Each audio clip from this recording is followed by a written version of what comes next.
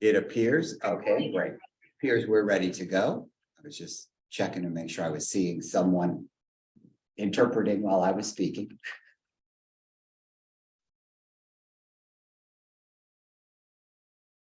So first off,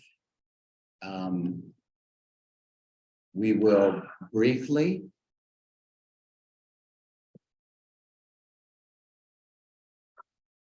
review our COVID data for this month.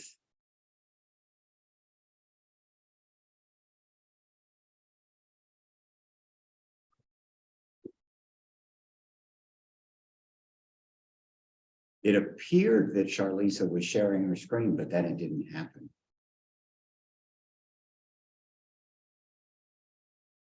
I apologize. It was the wrong screen. One second.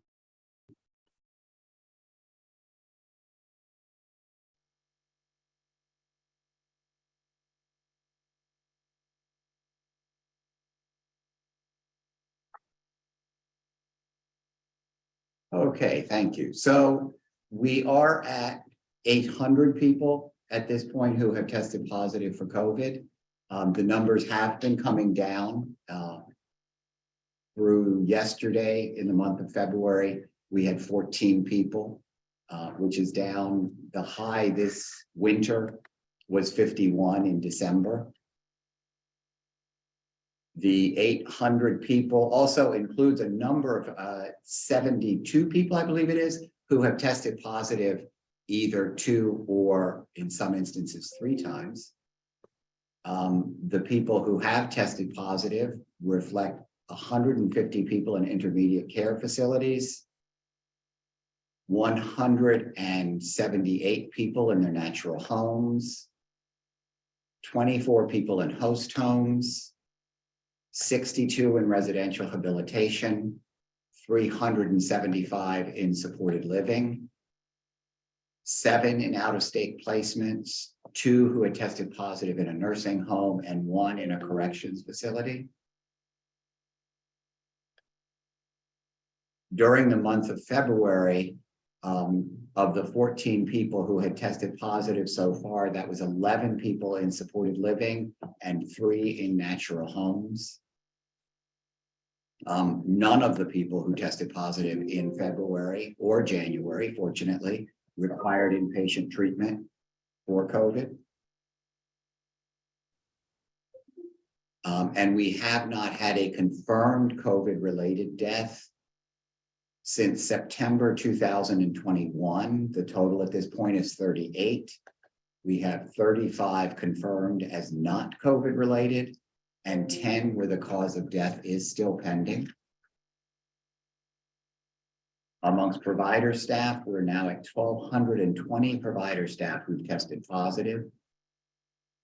In terms of vaccines, people supported by DDA through this week, we're at about 88% of those people are vaccinated. It includes 97% of people in host homes, slightly over 98% in ICFs, 76% in natural homes, 100% in residential habilitation, 95% in supported living. The vaccination booster, which is just a reflection of the first booster, beyond the first booster, the subsequent boosters are being reviewed by the nurse consultants when they do the healthcare reviews, but we're at 77% of people who just even have that first booster. Among our provider staff, they're at 98% of their staff who have received a vaccination, and 72% who have a booster.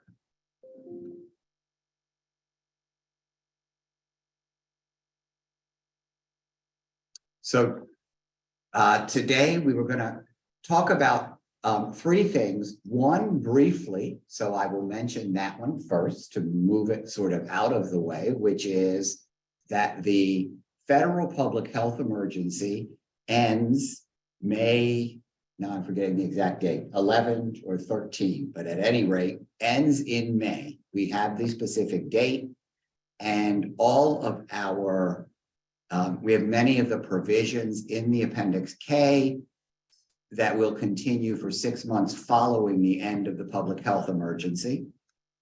What we plan to do then is, and we'll talk further about this in our planning meeting in April, but in our April forum, we will provide a very detailed review, because now that it's been 3 years, people may forget about some of these, some provisions in the Appendix K, that they're the Appendix K, and that's not in our waiver. And so some of these will, we're going to be going back to the underlying waiver, which is the waiver renewal. And so in April, we will walk through what the changes will look like and the time frame for those changes, which will be coming about 7 months after that. It will come during the month of November, and we'll be working out with DHCF if that means the middle of November or the end of November. But we will continue those flexibilities for the 6 months following the public health emergency. We'll talk about what the unwinding of the flexibilities looks like, and we'll walk through, what the changes are in our new waiver, in the renewed waiver, as well as the waiver amendment, what that's going to look like come November 2023. Just so that people are aware, or as a reminder, our budget, the mayor's budget, will be released the 3rd week of March. The planned date is about the 24th. We're hoping and expecting it'll be up, that it will have been released prior to noon on March the 24th, because our budget hearing before the Committee on Facilities and Family Services is on March the 29th at 9 a.m.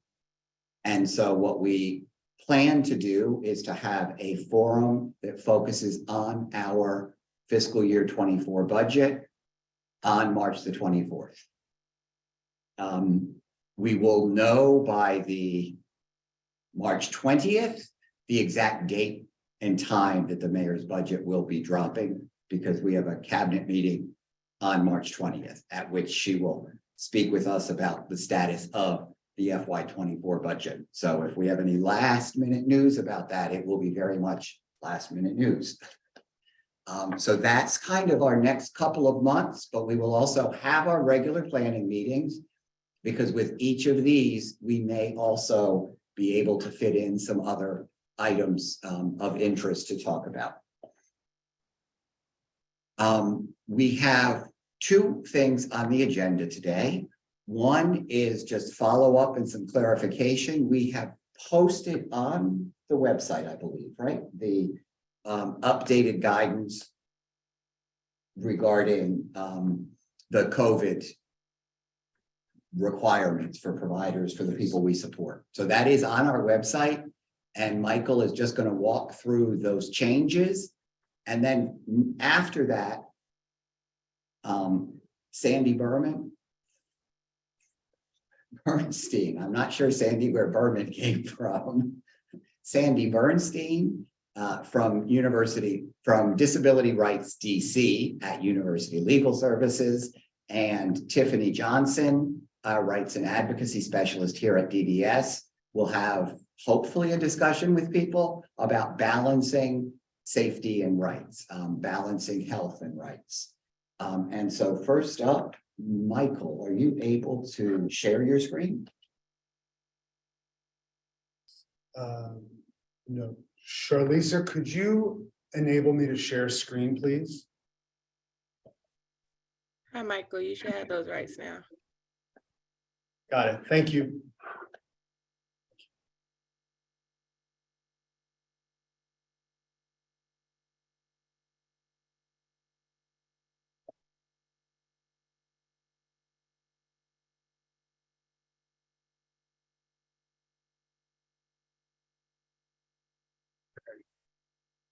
Hello, everyone. My name is Michael Siegelman. I'm the nurse educator in health and wellness.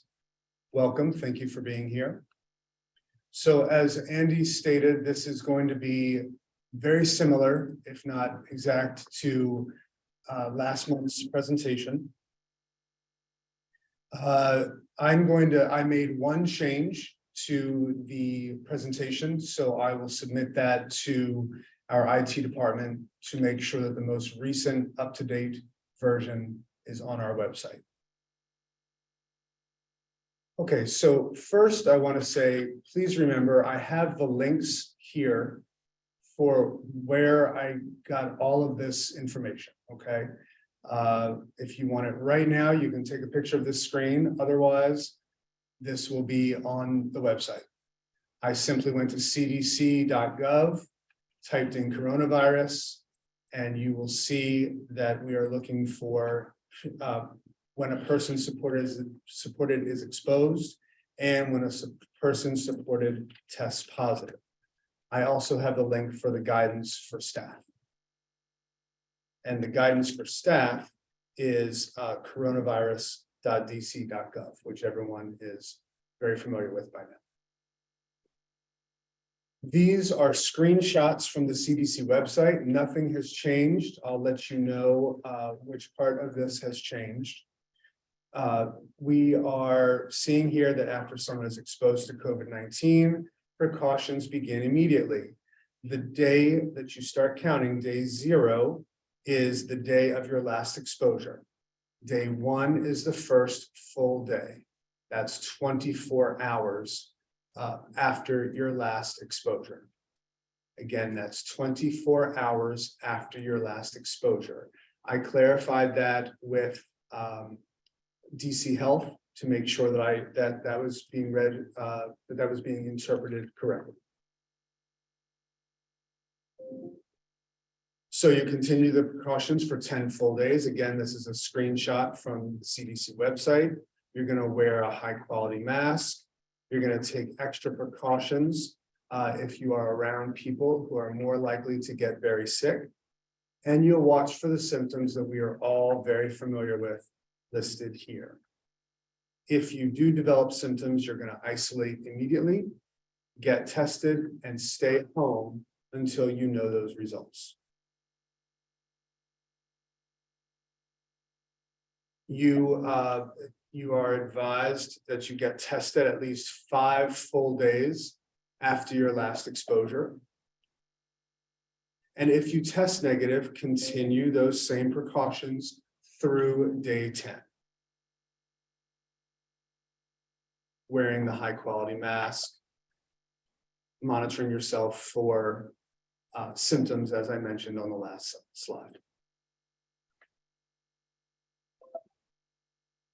Okay, we also talked about the, they have on their website, the isolation and exposure calculator.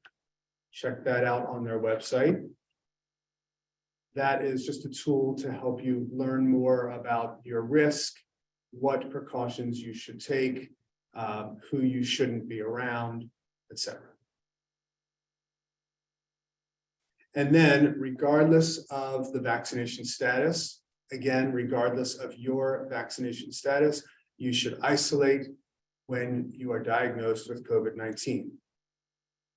If you test negative, end the isolation. If you test positive, follow the full isolation recommendations. And it's listed below. If you had no symptoms, day 0 is the day you were tested. And day 1 is the first full day. Read that as the first 24 hours. If you did have symptoms, day 0 of isolation is the day of symptom onset, regardless of when you tested positive. And day 1, again, is the first 24 hours. Isolating, again, this is still on the CDC website. High quality mask. Don't go places where you are unable to wear a mask. Don't travel. Stay home and separate from others as much as possible. Ideally, use a separate bathroom. Open the window, especially if it's a nice day. Improve that ventilation. Open a window when you're at home. Don't share personal household items. If you can get disposable kitchen utensils, that's even better. Otherwise, make sure you wash things thoroughly and monitor your symptoms. As always, if there's any emergency warning signs, if you're having trouble breathing, seek emergency medical care immediately. Or you advise the person to seek emergency medical care immediately. When ending isolation, if you had no symptoms, you may end isolation after day 5. If you did have symptoms, but your symptoms are improving, you may end isolation after day 5 if you are fever-free for 24 hours. And that means fever-free for 24 hours without the use of medications to reduce your fever. If your symptoms are not improving, continue to isolate until you are fever-free and your symptoms are improving. I know that that is subjective. If you have questions about what improving may mean, please ask one of your colleagues. Please ask a family member, a friend, call your nurse consultant, call someone here if you need further clarification on what symptoms improving may mean. If you had symptoms and moderate illness, or you had shortness of breath or difficulty breathing, you need to isolate through day 10. If you had symptoms and had severe illness, meaning you were hospitalized, or you have a weakened immune system, you need to isolate through day 10. And remember to please call your doctor before ending that isolation. Keep in mind, and this is why you need to call your doctor, ending isolation without a test, without a viral test, may not be an option. So you need to speak to your doctor. Regardless of when you end that isolation, until at least day 11, avoid being around people, wear a high quality mask, don't go places where you can't wear a mask, and then if you need to travel, check out CDC's travel webpage. Okay, when removing your mask, after you've ended isolation and you're feeling better, you're wearing your mask through day 10, or you have gone through this testing process. Remember that after you end your isolation, if your COVID-19 symptoms recur, they come back, or they get worse, restart your isolation at day 0 and call your doctor for further recommendations. On this same webpage, you will find this link, Ending Isolation and Precautions for People with COVID-19. This information is for healthcare professionals providing supports for people in healthcare settings. And the next few slides explain this information. Not everything is written on these slides. I paraphrase some of it, and I will tell you what I added. There's one line that I added here. Okay, if you are mildly ill with COVID and not moderately or severely immunocompromised, you're going to isolate through day 5, wear a mask through day 10. This is repeat information. The loss of taste or smell may continue after your other symptoms improve. This should not delay ending your isolation, meaning you may still end your isolation. Continue wearing a high quality mask. I already mentioned this, but if your symptoms come back, restart the isolation at day 0. This is the line that I added, one very simple line. If you cannot wear a mask, isolate for 10 days. And then in certain areas, you may need to isolate. Sorry, let's skip that one. Okay, next page. This is for people who are test positive, remain asymptomatic, and are not moderately or severely immunocompromised. Same information as last month, However, I added that same line here. If you cannot wear a mask, isolate for 10 days. That's all I added to this slide. So when you see this online, that is the only difference. The fourth bullet down. If you cannot wear a mask, isolate for 10 days. And then if you are moderately ill and not moderately or severely immunocompromised, still precautions can be discontinued 10 days after symptom onset. And again, please visit this website for more detailed information. Not everything is written down here.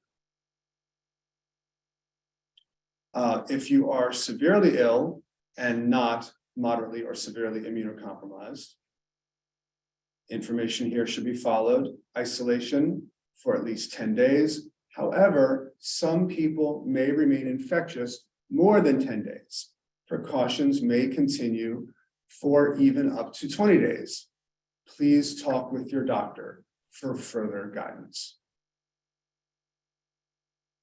And then if you are moderately or severely immunocompromised, regardless of symptoms and severity, you may remain infectious beyond 20 days. CDC says that you should end isolation by testing. Please consult your doctor and or an infectious disease specialist. Follow your doctor's recommendations with this step here. Okay. Here is the website for on CDC COVID data tracker. You'll find information. Let me check. Let me click online and make sure I can go here. This is the same website. I made sure that you could see what it's titled and what the actual link is. So either one works and it will take you to the exact same site. So let's see if I can share this.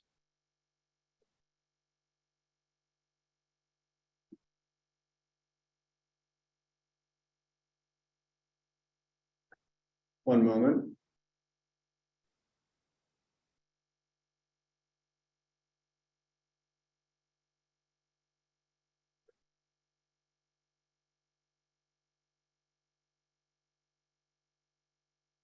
Michael, we can still see your screen sharing. Thank you.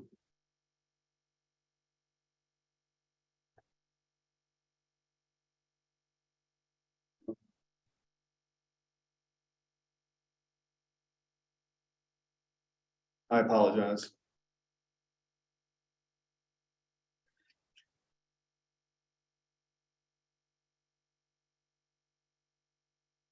I have to go on my PDF version for the link to work. I'm sorry.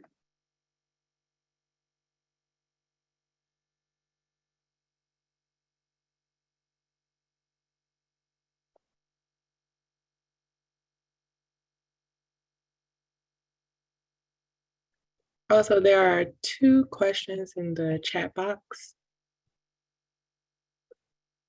Thank you.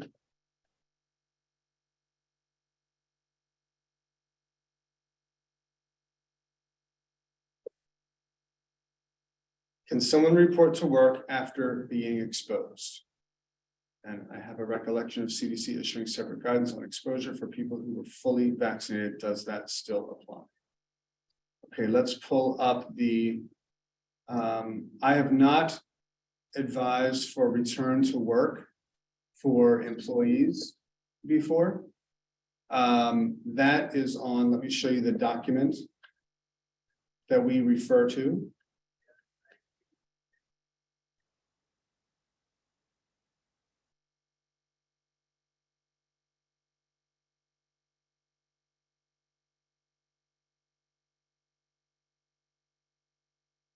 You're going to want to visit this document. It is on DC Health. It is guidance for healthcare personnel, monitoring, restriction, and return to work. So to return to work,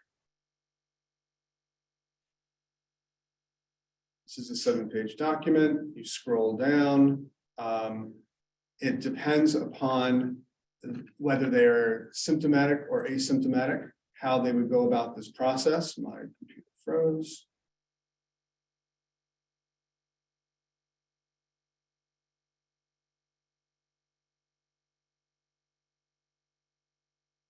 So for people who are asymptomatic, it's listed right here. with a positive COVID-19 test, dependent upon their if they are who are not moderately or severely immunocompromised and were asymptomatic.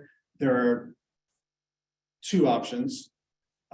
This is only during conventional capacity, and I believe. They're asking exposure only.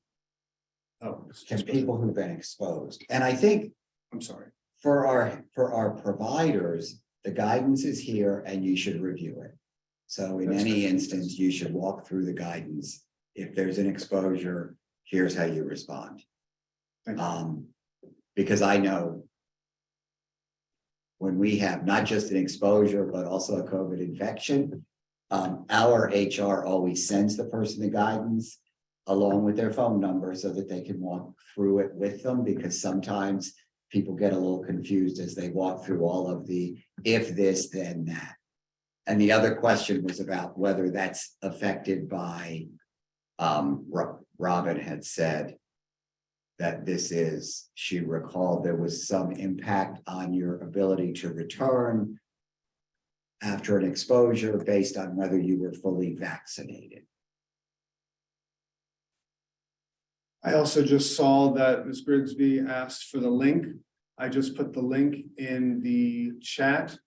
Please know that if you go to coronavirus.dc.gov and click on guidance and scroll down to health guidances, the documents are guidance for healthcare personnel, what I just pulled up, guidance on discontinuation of precautions, and PPE requirements. Those are all what we are referring to or what we've used from coronavirus.dc.gov with the tab guidance.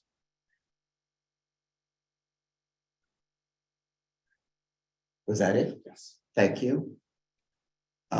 Okay, so I have to apologize. First of all, to Kayla from DHCF, who is joining us today. As I said, the end of the federal public health emergency is coming in May, and we will be talking about the implications for our waiver, but Kayla has joined us today so that she can talk about the steps that they are taking at DHCF regarding Medicaid and the I'm forgetting what the word is for renewing your Medicaid, because people have continued on Medicaid throughout. And so Kayla, you should be able to. Can you hear me? Yeah. All right. Great afternoon, everyone.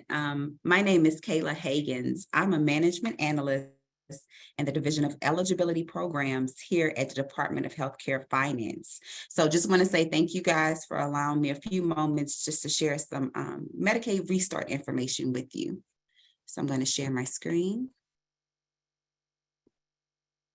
All right. Can everybody see my screen? We can. Great. All right, so just a quick overview of the presentation. I'm going to briefly talk about the public health emergency and how that changes for Medicaid continuous enrollment.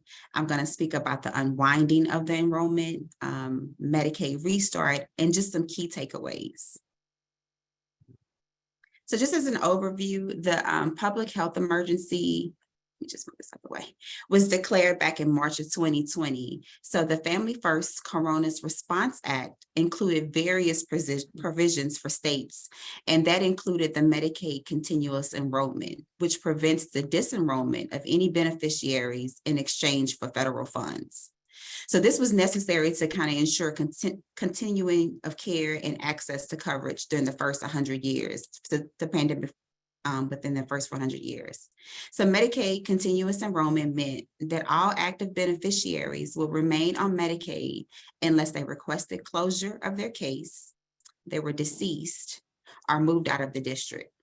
Therefore, all Medicaid renewals were postponed and Medicaid coverage was automatically extended for all Medicaid beneficiaries. So the Consolidated Appropriations Act, this was implemented on December the 29th, 2022. And what it did was it delinked the continuous enrollment condition and increased FMAP funding that the district was receiving from the PHE. So all this was entangled at first in terms of keeping Medicaid continuously running, and then for states to get the FMAP increase funds to help fund keeping Medicaid open and enrolling. So this has been delinked from the PHE. So our continuous enrollment in Medicaid will end on March the 31st, 2023, and our FMAP increase will gradually reduce and eventually phase out beginning April the 1st, 2023 through the end of December 31st, 2023. So there are several Medicaid and children's health insurance program provisions that was included in the legislation. Just as a highlight, Section 5111 extended CHIP funding through 2029. Section 5112, it requires a 12 months of continuous Medicaid and CHIP coverage for children effective January 2024.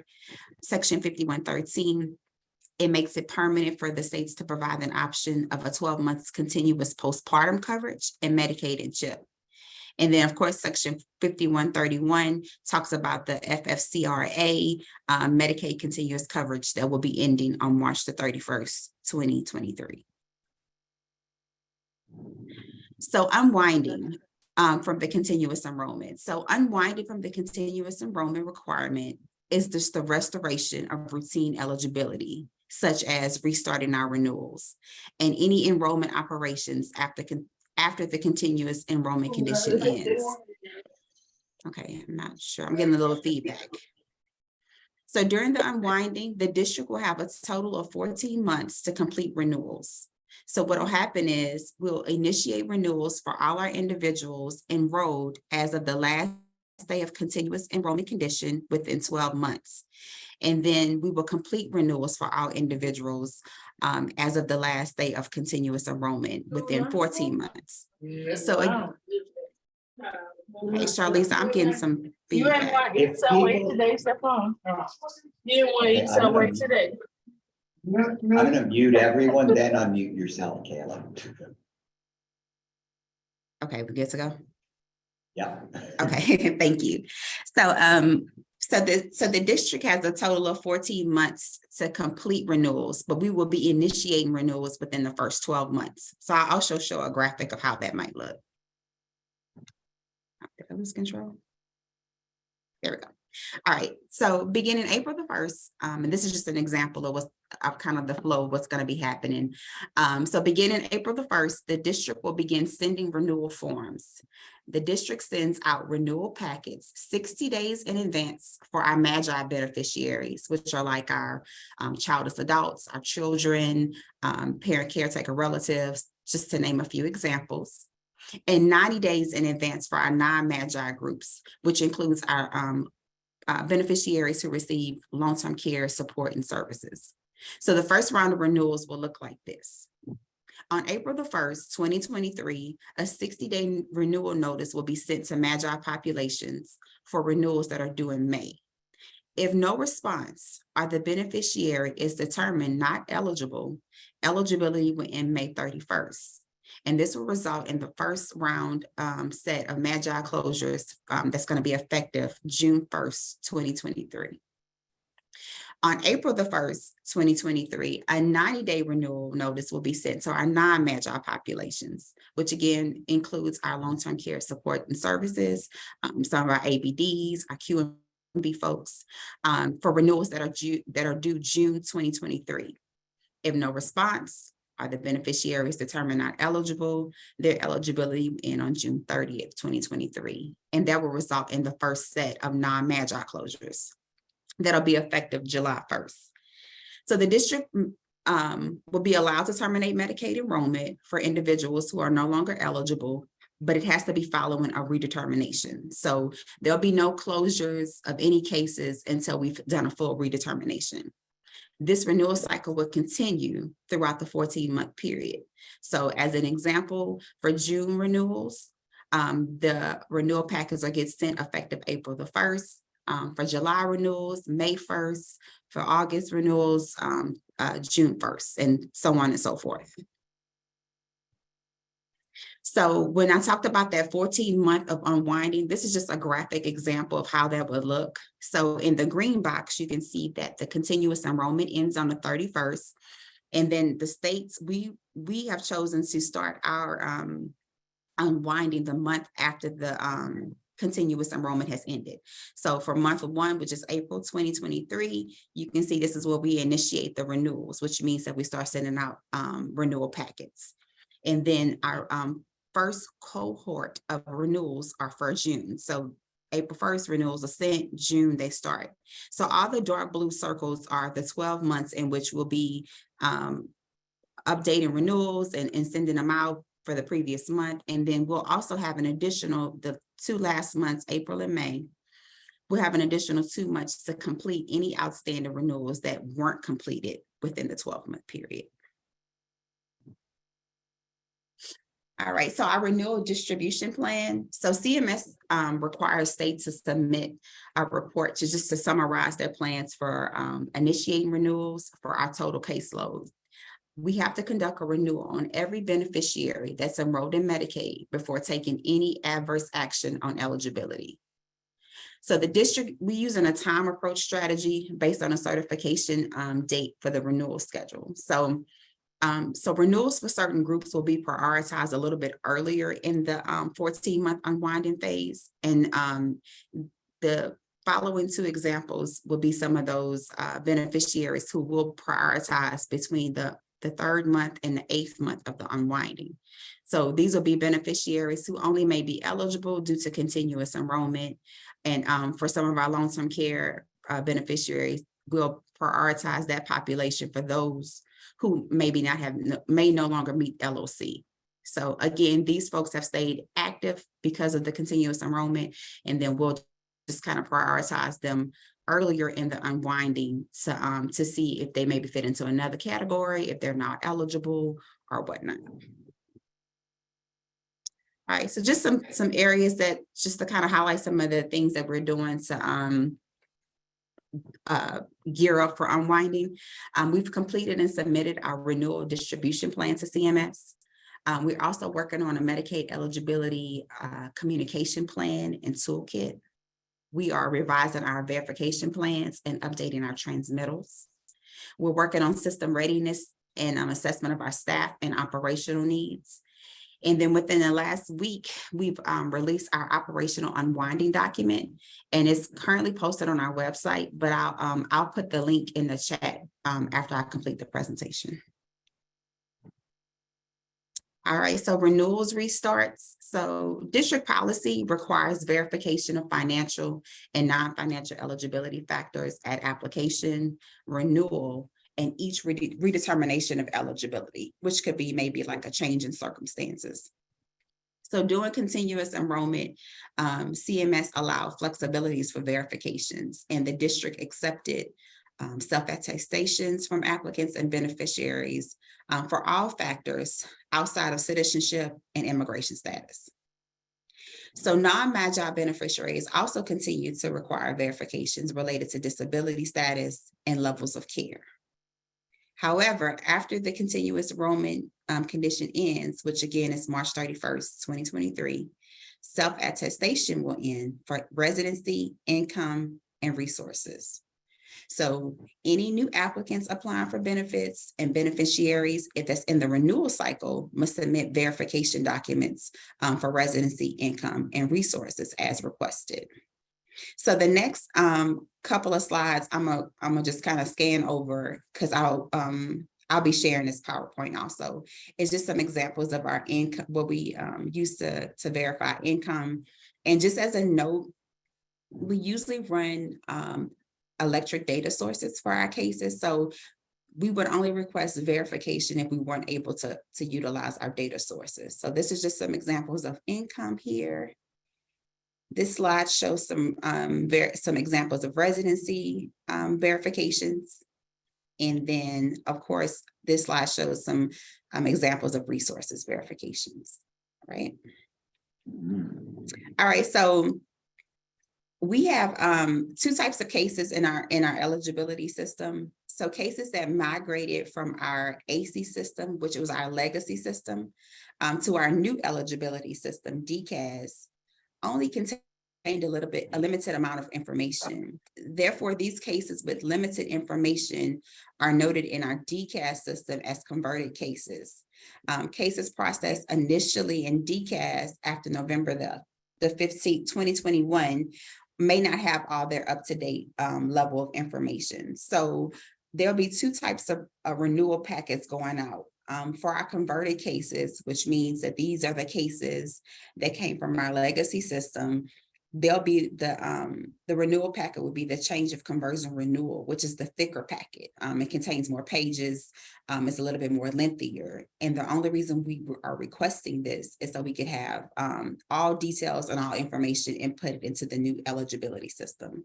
For the other cases that are no longer in converted status, meaning that they're probably new to DCAS, they'll get a shorter renewal with some pre-populated information. So just some key takeaways. All our Medicaid beneficiaries will be sent renewals, and continual eligibility will be reassessed during that person's renewal period.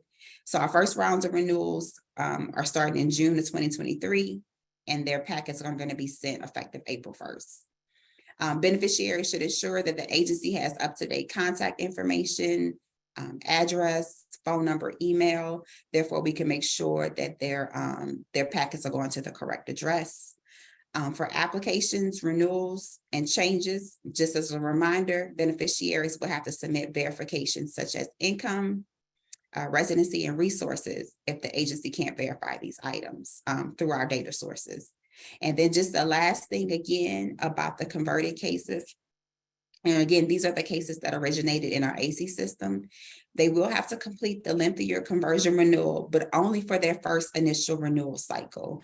Any renewals that follow after this will be the shorter form that'll contain some pre-populated information. So this is just a one-time only situation, because I know that there was some of the concerns that the packet was so thick. So this would only be for the first timers. Anything after that would be shorter. So that's pretty much the end of my presentation. If you have any questions, feel free to, I'll put my information in the chat, or you could put your questions in the chat, or if you want to talk out. But that's all I have, Mr. Andy. Thank you very much. So there was one question. Okay. There were actually two questions. One you've already answered, which is that you will be sharing the PowerPoint with us so we can post it on our website, right? Yes, sir. Yep. Thank you. So the other question someone asked was, where will the research be sent to? And historically, they've always been sent to the address of record, which would be for people in a natural home, their home. For people that live with a provider, it would be sent to the provider location where the person lives. It's sent to their address of record. I guess this could get challenging, and I'm not sure if people have moved since this whole process started. Right. That's why it was mentioned that, you know, if we are aware of somebody that might have moved, or if a beneficiary has now moved to a different location, just to go ahead and report that address to the agency. That way we can make sure that the packets are going to the correct address. Because I'm sure it's not just our people that may have moved over a 3-year period. Sure, right. Okay. Thank you very much. I don't see any other questions. That was really informative, and we will be, as I said, by Wednesday, the week following the forum, we post the PowerPoints on our website, and so we'll be posting this as well. And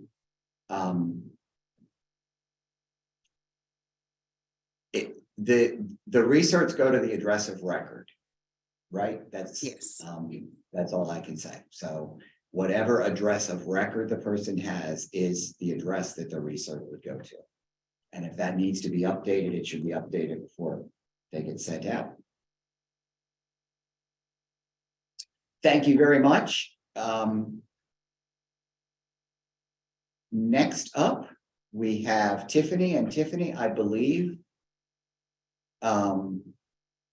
Tiffany will be sharing her screen with the PowerPoint, and Tiffany and Sandy Bernstein will be presenting.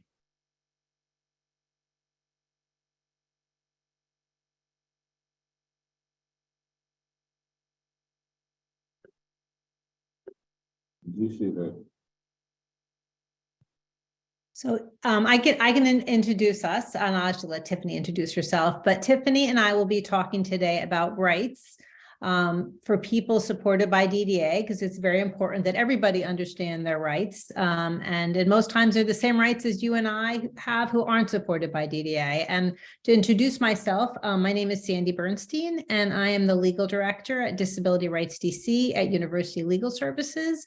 Many of you may know of us, but if you don't, we provide free legal services to people with disabilities. We advocate for people with disabilities to get the services and supports that they need to live meaningful lives in the community. And we investigate abuse and neglect, including rights violations. I can definitely put when we're done, I will put our phone number in the chat for if anybody needs legal assistance, advice, wants to discuss their situation, any services that they're receiving that they're not satisfied with, they can contact us. But I will let Tiffany introduce herself also. Morning, everyone. My name is Tiffany Nicole Johnson, and I am the Rights and Advocacy Specialist with the Department on Disability Services. Okay. Okay, I do not have the power to change this PowerPoint. Are you doing that, Tiffany? Yes, I am. Okay. I don't have the power. Okay, great. Well, thank you all for staying with us. And first, I just wanted to talk about how you look to see what rights you have. And when analyzing what rights a person has during the COVID-19 pandemic or a public health emergency, it's important to look as to what is required by the government and what is simply recommended or suggestion. Now, the Mayor Bowser, she issues orders and guidance to direct action and sometimes to impose some restrictions on people within the District of Columbia. So that's one source. Another source will be the DC Health. So the Health Department of DC, which also issues guidance, and then the Centers for Disease Control, the CDC, which is a federal agency that also issues guidance affecting people's health and safety. And Michael Siegelman went through a lot of that earlier in the forum, talking about the different requirements and different guidance that that the CDC provides. And these orders and guidance that are from DC Health and from the mayor, they apply to all DC residents. So that includes people with DDA who receive services from DDA, whether that's in a natural home, you live on your own, you live in DDA residential housing. It applies to everybody. And what first you want to do when looking to see, is this a requirement? Is this recommended? What is this? Is to see if it's an order, is it mandatory? And if so, it's required. And how do you know that? If you see words like must and shall, so you must wear a mask, you shall social distance, you shall isolate, you must not have visitors, that is telling you that's required. That's not optional, it's mandatory. Or if it's guidance, if it's a recommendation, you'll see language like should and recommend. You should isolate, or you should wear a mask if you've been exposed to someone who has COVID-19. And then you know that it's certainly best practice, and that might be the language that's used also, but it's not something that's required. And we all have to decide for ourselves whether or not it's something we do, right? I mean, it's risks we take both for ourselves and for others when we decide if we want to follow guidance. And it's also important to recognize that this is guidance for DC. And so if you live in Maryland, if you're a provider that supports people in Maryland, Maryland has its own rules and its own guidance, and you want to look to that. If you live in Maryland, or if you travel out of state, you want to look to those requirements. If you're traveling to Massachusetts or Idaho or California, you may want to look to see, hey, what are the mask requirements there? Do I have to wear a mask? Is it recommended, or any other restrictions or requirements? You want to look at that, because what we're talking about today is really pertains simply to the District of Columbia. Now I'm going to turn it over to Tiffany to talk about all the different rights that people supported by DDA have. Thank you, Sandy. So this is not an all-inclusive list. This is just going to provide you with some examples of the rights that individuals we support at DDS have. So everyone has the same rights as any other DC resident. We have worked very hard with our providers to ensure that we conduct regular trainings and review to make sure that there are no blanket bans or restrictions on those rights. And by blanket bans, we mean a ban on any right for anybody supported by our agency. Also be mindful that any of the proposed restrictions on an individual's rights have to be reviewed and approved through the provider human rights process, through the IDT, the interdisciplinary team, and documented in the individual's support plan, their ISP, prior to it being implemented. In addition, individuals we support or their support team can also ask for review by the Restrictive Control Review Committee or our Human Rights Advisory Committee. So possible rights restrictions, and again, this is not an all exhaustive list, are limitations on an individual's movement, telling them places where they can and cannot go to, or times in which they can or cannot leave the home. Inability to make personal decisions, and that can include the decision to be vaccinated or to receive updated vaccinations as they become available. Restricted access to the community, not being able to go to church when they want to go, not being able to visit their families or friends. Restricted ability to go to work or to go to their day programs if they so choose. Rules or requirements that are different from other people. If one resident in a supported living placement is able to traverse the community on their own and another resident isn't, that could be a possible human rights violation. Also, discharge from a provider for failing to comply with any proposed restriction. Lastly, also restrictions on visitors who can and cannot enter the home, irregardless of the time of day. So to go into a little bit more detail regarding a right to liberty, as we spoke about, they have the right to make informed choices. We spoke about getting the vaccination, but it could also be as simple as washing their hands regularly. If they want to engage in social distancing, the 6 feet apart. Also, the right to go and visit their family and friends in the community, in their home setting, or at their family or friends' homes. Again, have relationships with others in all contexts, be it friendship or romantic. And the right to take risks, dignity of risk that could possibly lead to exposure to or contraction of the COVID-19 illness. With regard to self-determination, again, going back to an individual's right to plan their services, including whether they want to go to work, whether they want to go to the day program, or perhaps some other community-based supports, such as companion care or IDS services would be more appropriate. Obviously, we always want to make sure that what is important to the person and what's important for the person are held above all else. And that includes during the pandemic and eventually when this pandemic ceases. They also have the right to voice their complaints in terms of how they're being supported.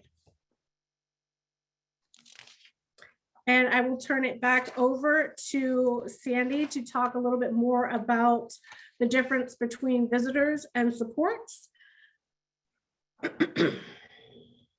Yes, and many of you may be aware, since now we're on our second year, that a lot of places you go, they don't allow what they call visitors. So if you're going to the doctor, they may say, or you can come in, but you can't bring your friend or your family member, or your child or your parent or your spouse.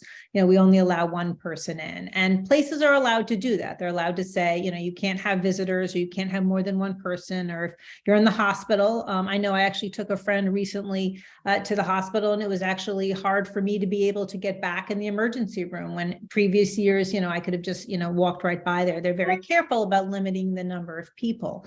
But what's different is if a person with a disability actually needs somebody to help them, either it's to help them communicate, it's to maybe somebody who understands their communication or understands their behavior and would be able to really provide support to them more than your typical visitor, right? I mean, any visitor would be supportive, but that's not what we're talking about here. It's because of their disability, they need some extra support. Under the Americans with Disabilities Act, places like doctor's office, hospitals, medical centers have to allow what's called a support person to go back if that person is needed because of the person's disability needs. So that's very important. So if somebody says, no, you can't go back, no visitors, and you would have to say, no, this actually isn't a visitor. I'm not a visitor. I'm a support person. And this person with a disability, or the person with a disability says it themselves, I need this person to help communicate my needs, or just really to provide me extra support because of my disability. And if you find that that is being denied at any hospital, or medical center, please feel free to contact our office, or also Tiffany at the Rights Office. And we would like to very much get involved. I think we're not seeing as many problems in this area, but they're probably still out there. And we want to make sure that people with disabilities are providing with the support that they're allowed to under federal law. Okay, next slide. Okay. So there are different requirements and guidance that affect the people's rights, people supported by DDA's rights. And that really somewhat depends on where you live, what type of residential placement or housing you might be in, and also whether or not you have COVID-19, meaning you've tested positive, or you've just simply been exposed to COVID-19. And there are requirements on all DC residents, regardless of where you live, what type of housing, whether you have a disability or not. If you test positive for COVID-19, you have to isolate if you test positive for COVID-19. That applies to everyone, right? Because we want to keep people safe. We want there to be an end. One day we want to not be talking about this. We want COVID-19 to be in the history books, and we want to be able to get away from this pandemic. And so that is a requirement. But there's also guidance out there about what to do if someone's been exposed to someone who tested positive. So if I go to lunch with my sister and we have a great time and we're not wearing masks because we're eating and we're chit-chatting for an hour, and then she calls me the next day and says, I just tested positive. Now I've had a close contact with somebody who has COVID-19. And so there are guidelines, again, suggestions about what needs to be done and what I should be doing to keep both myself safe, but more likely to keep other people safe. And I think it's very important. I want to make sure that I make this very clear, that people who live in supported living or who live in host home do not have stricter requirements than other DC residents if they've been exposed to someone who has tested positive, or if they've tested positive themselves. They have the same requirements and same suggested precautions that other people have. So we have heard complaints about when somebody is exposed, just say I receive services from DDA and I'm again out with my sister in the same scenario, being told, no, now you need to isolate. You need to isolate for 14 days or for 10 days or for 7 days. The days have changed, right? But it's very important to recognize people in supported living, people in host homes, and those type of waiver settings do not have any different or any more strict requirements if they've been exposed to COVID than anyone else. And so that being said, there may be precautions the person wants to take, just like there may be precautions, I want to take. You might have seen me wiping my nose earlier. I'm not feeling so great. And I was at an event where I very possibly was exposed to COVID. And so I could go to work. I could go out, but I'm limiting that for the next couple of days while I test myself every day, because I think that's what a responsible human does. And I don't want to both get anybody sick. And I also don't want people to be angry at me. I don't want all the other people in my office to say, Sandy, you know, you didn't feel well and you came to the office. And so that's something we all have to consider. It's not a requirement, but there may be consequences, you know, in your personal life if you do not take precautions. But there's a difference between being required and then being something that's recommended. That being said, there are some different guidelines for people who live in DC Health licensed homes. And the DC Health refers to those places as facilities, but they are, as we recognize, homes. And what we're talking about here is community residential facilities, or CRFs, which can be operated by the Department of Behavioral Health, or residential habilitation homes, which are waiver homes, and intermediate care facilities. Both those last two are also licensed by DC Health as CRFs. And because they're licensed under DC Health, you know, has authority to create some guidelines and some restrictions on those homes, unfortunately. And so there is some additional guidance on times when you may need, a person living in that home may need to quarantine or isolate when they have been exposed to COVID because of the risk to the population and possible transmission around the facility. You'd go to the next slide.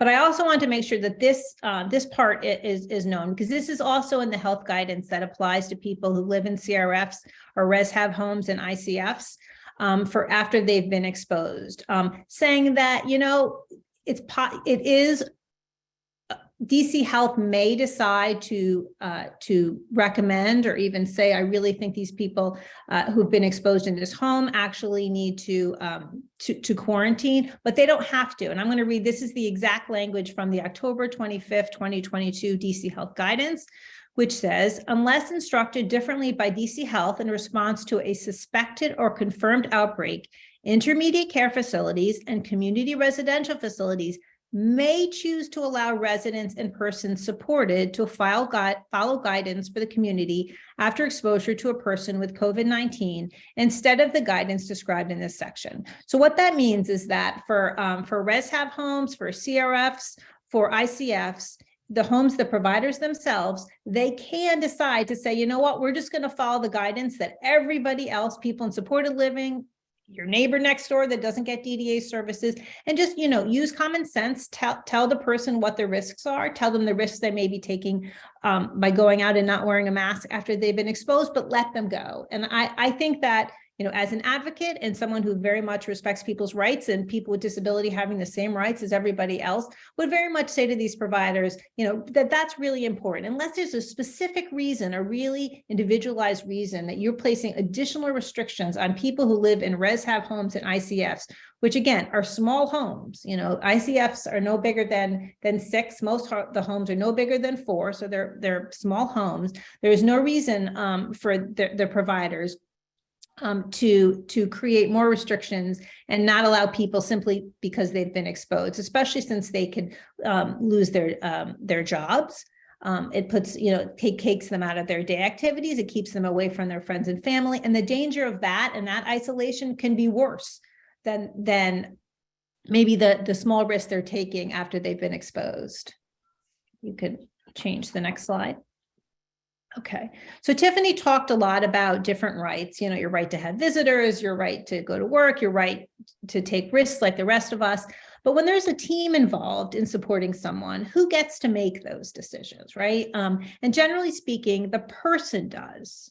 And that's important. And it's really important for the team to support the person's rights and respect the person's rights and their decisions and not overrun them, especially if they don't have any authority to do so.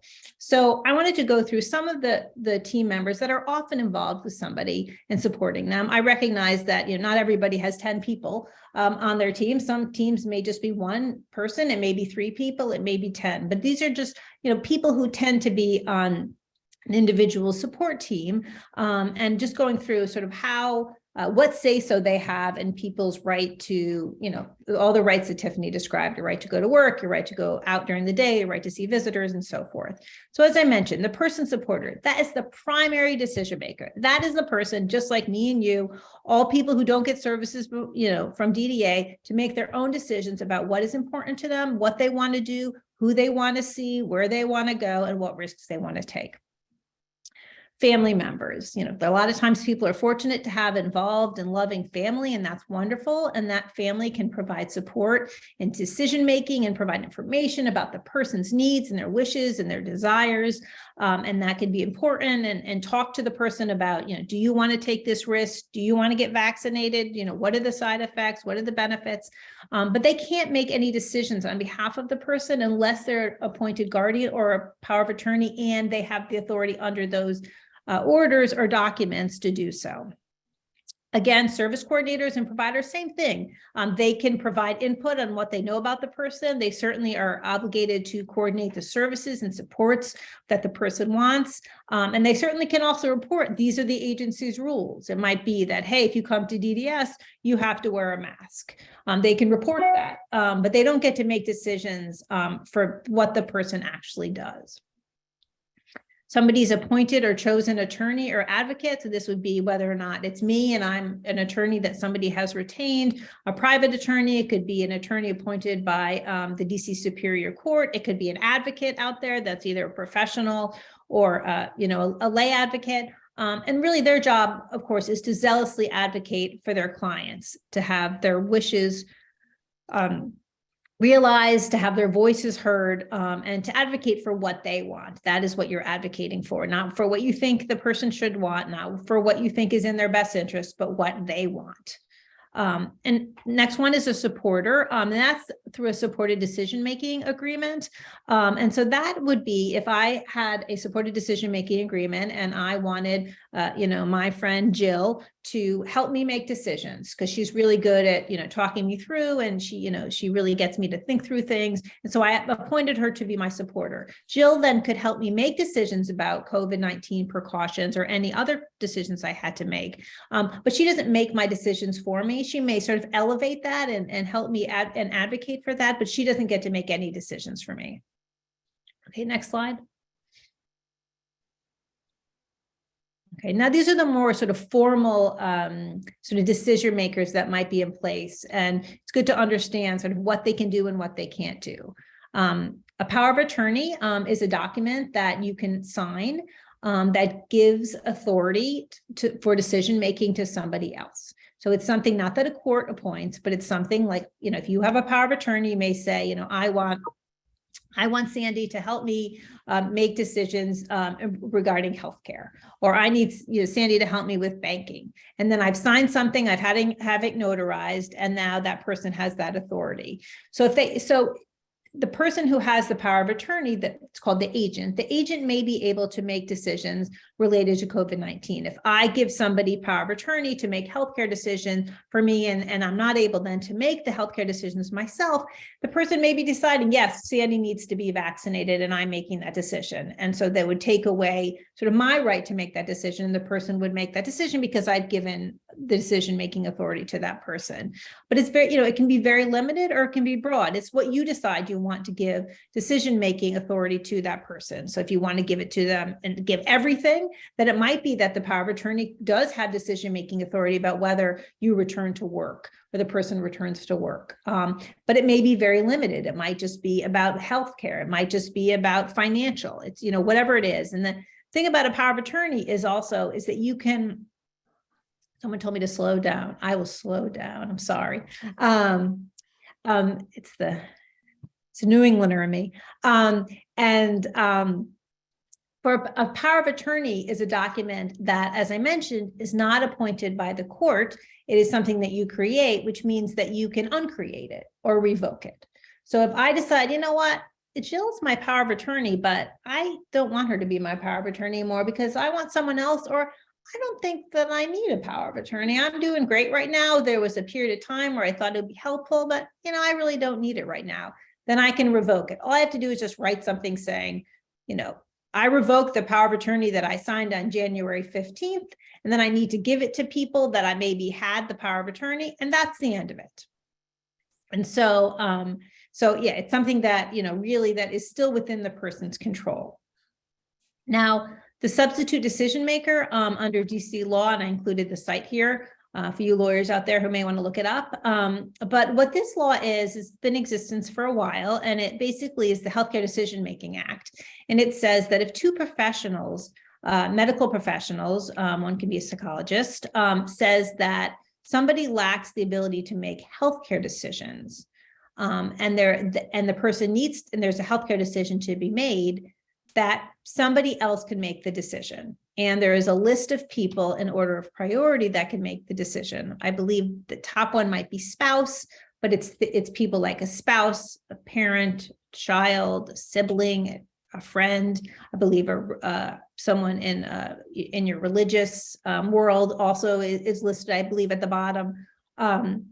Also an advocate can be there. And so that would be, that person would have authority to make healthcare decisions if two medical professionals found that the person lacks capacity or is unable to make those medical decisions. So if there is someone in place, if there is someone that is fulfilling that role and there is a decision about that is healthcare related, which again, I would see is very limited. So I would see that as something like a vaccination, or, if they're going to go to the doctors, or if they're going to go to have certain tests done, and that individual would be able to, in some way, take away the right to make decisions from the person themselves. The last two are two different types of guardian, a limited medical guardian. So that is, and I should go back, sorry, to the substitute decision maker, that decision maker, even if they're making the decisions for the person, they must base it on what they know the person would want. But only if they don't know that, then they would use the person's best interest. Then the final two are a limited medical guardian and a general guardian. Now, these are appointed by the court. This means that somebody has found that somebody, if we're in a situation we're talking about people supported by DDA, so that person has been found to lack the ability to make decisions. For a limited medical guardian, that is, they've been found to lack ability to make medical decisions or healthcare decisions. And so the court has appointed a guardian. It may be a lawyer, might be a family, could be a friend, but the court has appointed someone to make decisions. So if you're a limited medical guardian, then you would be able to make healthcare decisions on behalf of the person as they relate to the COVID-19 pandemic or for any other reason.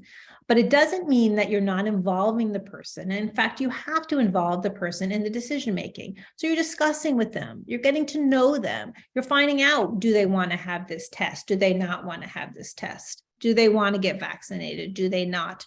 And then you need to incorporate what they want and what their concerns are into the decision. And you have to use, the law requires you to use what's called the substituted judgment, I should say substituted judgment standard. Sorry about that, that's a typo. It should say substituted judgment standard, which means that I'm basing it on if the person could make a decision, what would they do? So knowing about the person, for example, I know that this person really doesn't like shots. Like she just getting a shot is the most terrifying thing ever. Then I may consider, then you're considering that when determining a treatment that may involve a lot of shots. You're sort of looking at what was important to the person. And only if you can't figure that out do you go to a best interest and what you believe is in the best interest of the person. A general guardian is not just medical, it's all decisions. And so the court has determined a person cannot make basically any, sort of all the major decisions that they really need assistance with. So that person would be allowed to say, I don't think that that Sandy can go to work. I don't think that it's something that she should do. It's too risky now because, COVID's going around a lot, or, I don't think that she should have visitors because, she hangs out with people, it's very dangerous. And so they have more say so, but they can still only make decisions based on what the person also wants to. So they can't just say, she can't talk to her sister because her sister never wears a mask. That person would need to consider how important the sister is to the person. And again, look to the substituted judgment standard and what the person would have done if they're making their own decision, and then only go to a best interest standard. An example I've given, I have somebody that I work with who, during the pandemic, was when everybody was supposed to stay at home, was really having a very hard time and was having, engaging in some very serious behaviors. And they decided, it's better for her to take a risk and go out In the meantime, yeah. don't forget, this is what I love to do. So do you have anybody else? that you Yes, sir. I do. I think Someone there's needs to, background noise. Because if you have enough of Andy and them, Tiffany, I'm no, I'm all right. You So- should be. Okay, so, in that situation, when you have somebody who's engaging in behaviors because they're so frustrated that they can't go out, it may be more dangerous for their health to sort of keep them home rather than letting them go and taking some chances. And so being able to consider that, even though if the person has a guardian, that, considering what's important to them and not simply, is it always in somebody's best interest to make sure that they have access to no germs and no chance of getting COVID-19. You really have to consider that the person has the right to take risks and to live their life like everybody else. And I think next slide. Okay, and Tiffany and I can both talk about this. You want to, I don't know. I'll start off and then you can. Sure.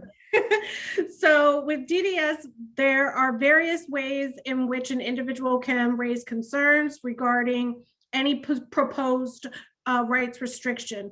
I talked about the provider human rights committee meetings, as well as DDS's restrictive control review committee and the Human Rights Advisory Committee. But we also have a formal complaint process.